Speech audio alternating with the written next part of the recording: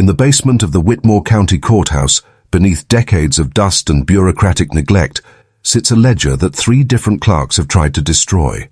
The leather binding bears scorch marks from 1891, water damage from 1934, and deep gouges from 1967, yet the pages remain intact, the ink still dark against yellowed paper. Entry 847, dated September the 15th, 1859. Ezra Blackthorne, age 53, to wed Constance Blackthorne, age 21. The clerk's original notation shows a careful hand, but someone has scratched through the bride's surname with a penknife, then rewrote it 2 columns later in different ink. In the margin, a hasty scrawl, "Lord forgive us, it's his own blood." 3 headstones in Millhaven Cemetery bear the same name, same dates, arranged in a perfect triangle. The groundskeeper's log notes they were placed overnight in 1865. No burial permits on file. Constance Blackthorne, Constance Blackthorne, Constance Blackthorne. The stone carver's invoice, found decades later, lists payment for 1 memorial, replicated thrice, as requested. This is the case that broke 6 investigators over a century and a half. The file they tried to burn, bury and forget, but the Hollow remembers everything. Subscribe so these files don't disappear again. Millhaven Hollow sits like a cupped palm in the Appalachian foothills, where morning fog pools thick as cream and takes until noon to burn away. The old-timers say the Hollow holds its breath. Sounds carry wrong here, echoing off invisible walls, bouncing back as whispers that don't match what you said. County Surveyor Thomas Graywell noted in 1843, "The valley appears circular from above, though no compass bearing confirms this. Roads bend back on themselves. What should be a straight mile becomes 3, then 7. My instruments fail, but my footsteps remember every path. Paper rots fast in the Hollow. Deeds crumble. Photographs fade. Official documents dissolve into brown stains, but memory hardens like scar tissue. Stories calcify in the minds of those who stay, passed down through bloodlines that rarely intermarry, rarely leave, rarely speak of certain things above a whisper. The Hollow has been inhabited since before county records began, though by whom remains unclear. Census takers note discrepancies, families that shouldn't exist, surnames that repeat in impossible patterns, ages that don't advance properly between decades. One exasperated federal marshal wrote in 1887, "They speak in circles, answer questions with questions, and every conversation leads back to the same wooden ring." According to the fragments that survive, 3 families established Millhaven Hollow in the 1780s, the Blackthornes, the Greybarks, and the Ashfords.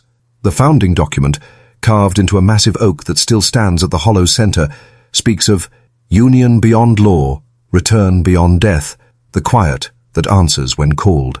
Ezra Blackthorne, the settlement's first leader, wore a carved applewood ring that bore no recognizable symbol, just interlocking spirals that seemed to shift when you weren't looking directly. Visitors described hearing overlapping laughter from empty rooms when Ezra was present, as though multiple voices shared his throat. The families spoke of the return, a concept they never fully explained to outsiders, but referenced constantly in their sparse writings.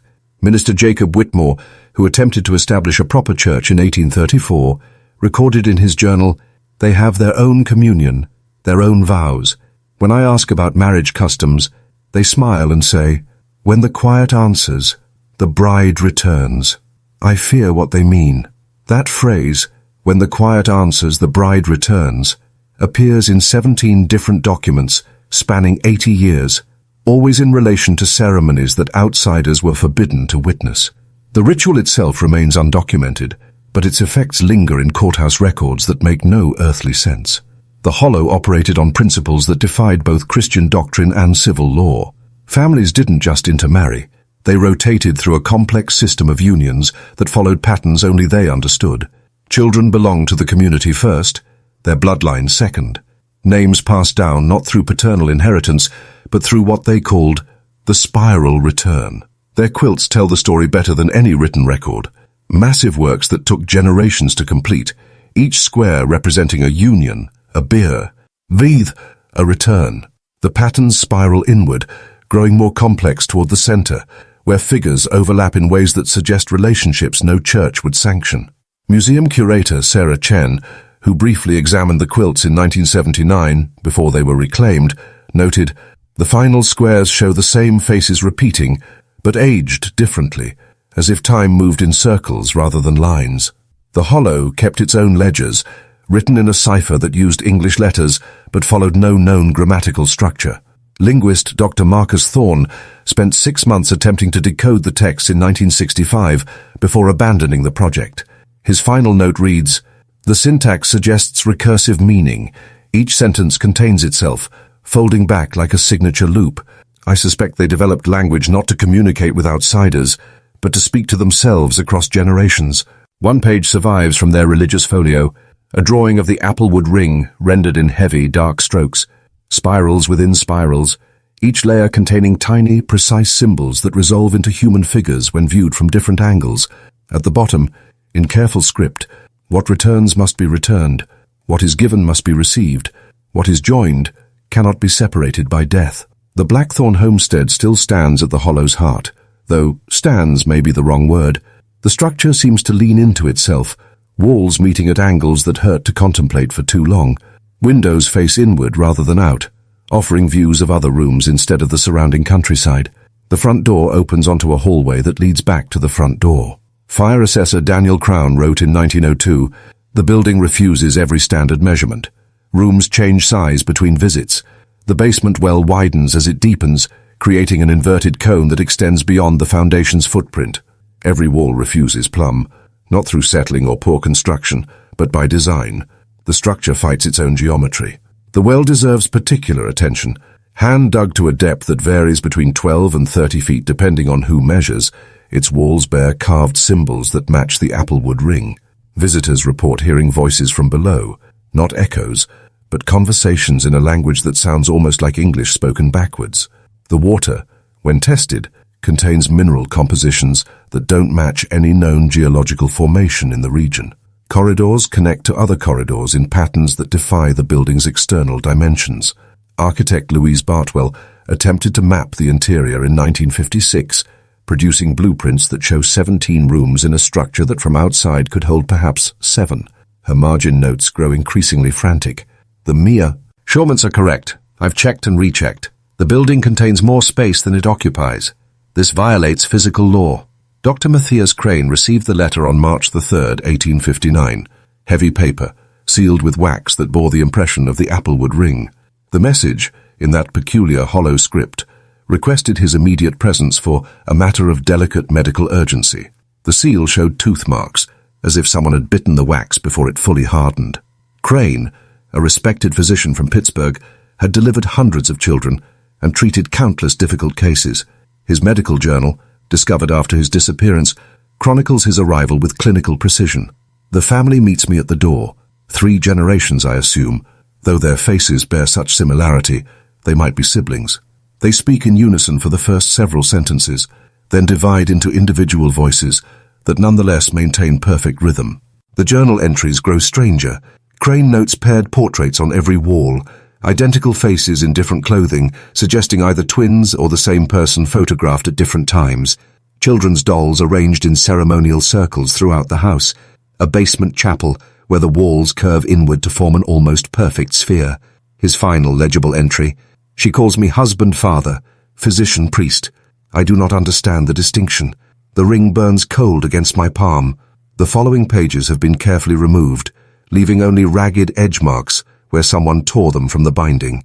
Constance Blackthorne was 21 when she conceived, though Crane's notes suggest she appeared simultaneously younger and older, as if aging followed different rules in the hollow.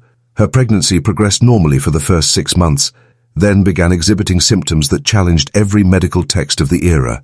Her skin became translucent, revealing the movement of blood vessels beneath like dark rivers on a pale map. The veins themselves seemed to shift position between examinations, creating new pathways that pulsed with independent rhythm. Crane wrote, "The fetal heartbeat registers on my instruments, but there are secondary sounds, whispers, or perhaps multiple hearts beating in complex syncopation. The expectant mother's eyes changed color daily, shifting between brown, green, and a pale blue that seemed almost white. Her voice carried harmonics that suggested 2 people speaking simultaneously. When family members gathered around her bed for evening prayers, they claimed to hear responses coming from within her abdomen, not the baby, but something else that had learned to speak. Crane's medical readings grew increasingly impossible. The woman's temperature fluctuated between 94 and 106 degrees without corresponding changes in pulse or respiration. Blood samples coagulated in patterns that resembled the ring's spiral design. Most disturbing, her reflection in mirrors showed different positions than her actual body occupied, as if the image moved independently. The family called it the return, speaking the words with reverence that bordered on religious fervor. They refused to explain what was returning, only that it had been long awaited. The labor began on September 21st, 1859, lasting 6 days and nights. Crane's emergency notes, written in increasingly shaky handwriting, document the progression from difficult birth to medical impossibility. The child emerged with a skull dome so translucent that individual brain lobes were visible, pulsing with separate rhythms, like paired hearts. As the midwife cleaned the infant, hairline fractures appeared along the cranial sutures, spreading with soft, tearing sounds as the skull plates separated partially, revealing pink tissue that seemed to writhe under the lamplight. The baby possessed 7 fingers on each hand, arranged in a spiral fan that opened and closed with disturbing coordination. Each finger bore split nail beds that wept clear fluid, and the extra digits moved with more dexterity than the standard 5, grasping objects that weren't there and tracing patterns in the air that matched the carved symbols throughout the house. Its limbs emerged at angles that violated normal joint structure, arms that bent backward, legs that twisted inward like braided rope. Where the limbs should have separated normally, they remained partially fused, connected by membrane-thin skin that tore under the weight of movement, revealing glimpses of white bone and dark muscle underneath.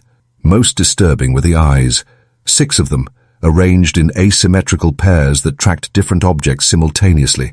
Clear, vitreous fluid leaked constantly from the tear ducts, leaving crystalline tracks down the infant's cheeks.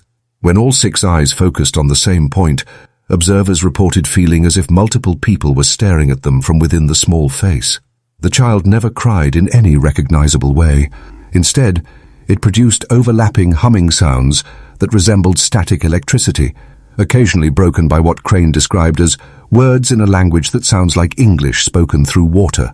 Pink froth gathered at its lips when it attempted these vocalizations. Blood pooled on the floor in perfect spirals, though no one had arranged it that way. The midwife found the afterbirth arranged in the same pattern, as if it had positioned itself.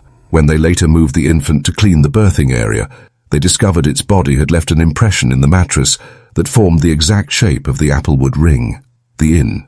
Fant lived for 6 days, during which Crane documented phenomena that challenged his understanding of both medicine and nature.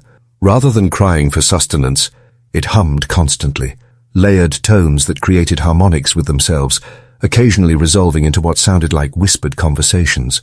Its breath came in pink foam that tasted metallic when accidentally inhaled by the attending midwife. The foam never dried, remaining wet and slightly warm to the touch, leaving stains on fabric that resembled rust, but smelled of copper and something sweet that nobody could identify.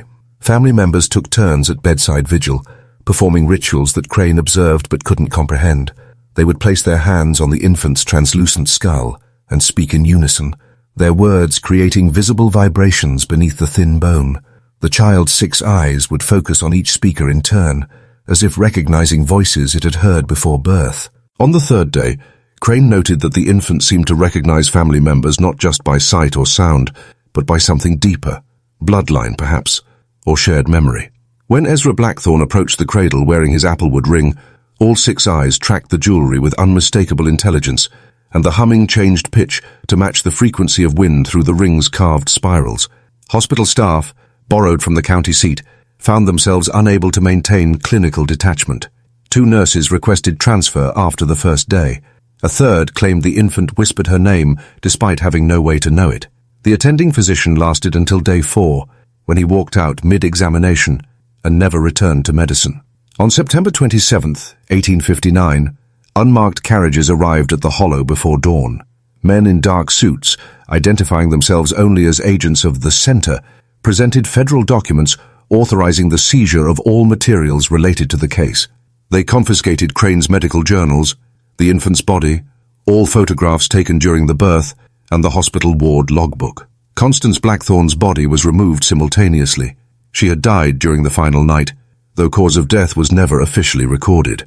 Witnesses later claimed the agents also seized items from the Blackthorne house itself, specific books, certain photographs, and notably, several pieces of furniture that bore carved spiral patterns. The federal death certificate, filed 3 weeks later, listed cause of death as multiple congenital anomalies, with no additional detail. The mother's certificate stated simply, complications of childbirth. Both documents bore signatures from officials whose names appear in no other federal records of the period.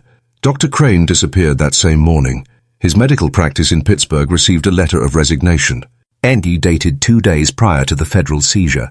Impossible, since he had been continuously present in the hollow. His housekeeper found his personal effects arranged in perfect spirals throughout his residence, with all mirrors turned to face the walls. Local officials who had witnessed any part of the case signed agreements they never discussed, even with family members. Sheriff Marcus Whitmore noted in his private journal, "They offered no threats, made no demands, simply presented papers that detailed what we had seen, what we had heard, and what we would forget. The accuracy of their knowledge was more frightening than any intimidation." The files remained sealed for 50 years, then transferred to deeper classification. When portions were finally declassified in 1965, 90% of each page had been redacted with black ink so thick it soaked through to the reverse side. 3 months after the federal seizure, a child appeared in the hollow, gender indeterminate, age impossible to establish, bearing a scar on its palm in the exact shape of the applewood ring. It spoke in 2 distinct voices that alternated mid-sentence, creating conversations with itself that made perfect sense to listeners despite being logically impossible. The child refused all roofed shelter, sleeping instead in clearings where it arranged fallen branches in spiral patterns.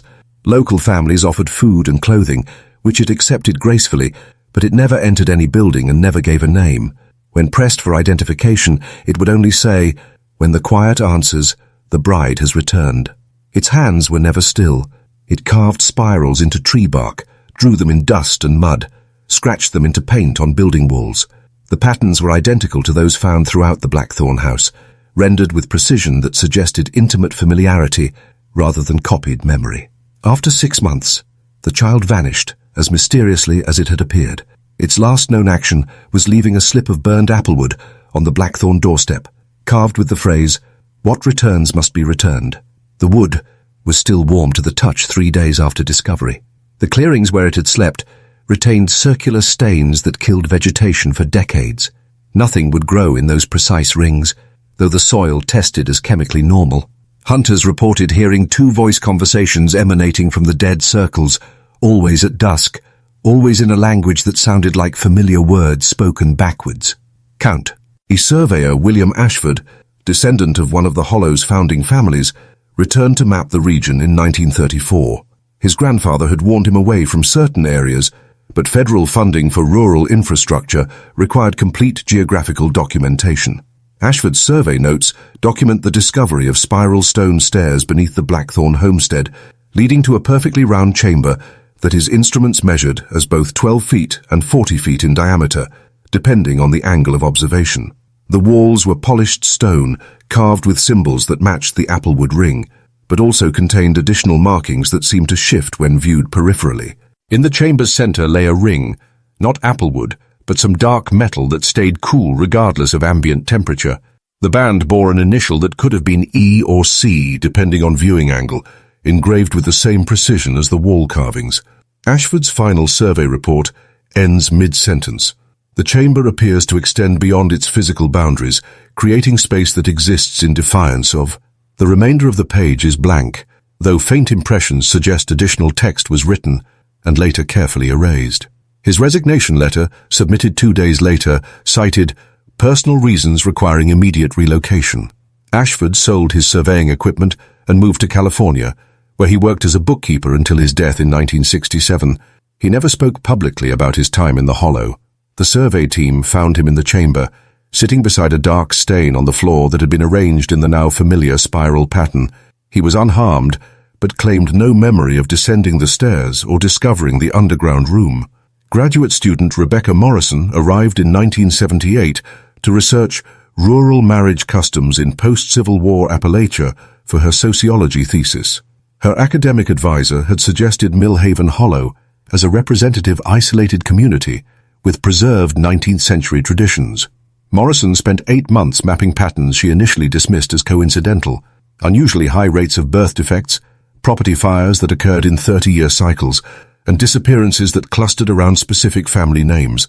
Her research revealed that these patterns, when plotted on county maps, formed a large spiral centered on the abandoned Blackthorne homestead. Her breakthrough came through microfilm archives of regional newspapers, where she discovered references to federal investigations that had been excised from official records, birth announcements that made no sense, marriage notices that suggested impossible family relationships, and obituaries for people who appeared in later documents as still living. The declassified federal files, heavily redacted but newly available through Freedom of Information requests, contained one readable paragraph that destroyed Morrison's academic composure.